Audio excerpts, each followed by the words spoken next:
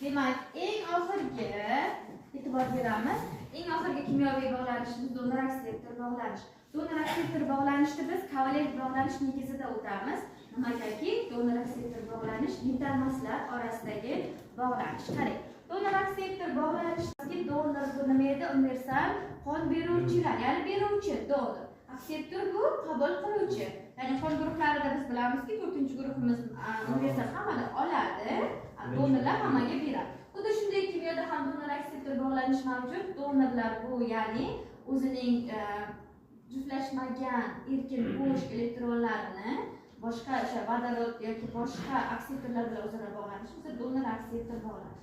Qarang, avvalo donor akseptor bog'lanishga qaysi moddalar kiradi? Qarang. Azot ikki oksidi, is gazi, nitrat kislota,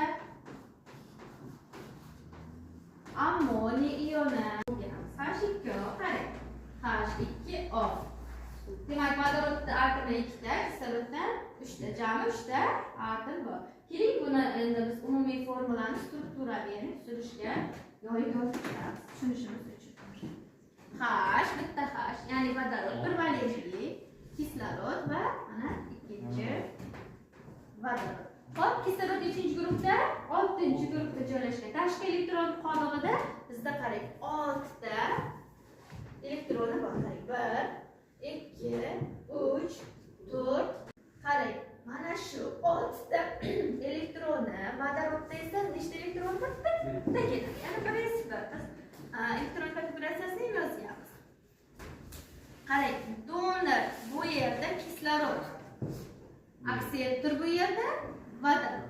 Nimaga? Qarang, vodorodning bitta juftlashmagan tok elektroni kisloroddagi juftlashmagan bo'sh, ya'ni mana qarang, bitta ikkita sig'adi yerga bog'lash. Bitta bo'sh, ya'ni juftlashmagan bo'sh yacheykasiga mana bu vodorodning elektroni mana bu yerga joylashadi. Mana bu yerdagi xuddi shunday. Mana bitta joy bor-ku. Keyin nima bo'lyapti mana? Endi yoniga yozaman. Yana mana shu yerda vodorod va kislorod o'rtasida bog' hosil bo'ladi. Va bu bog' donor akseptor bog'.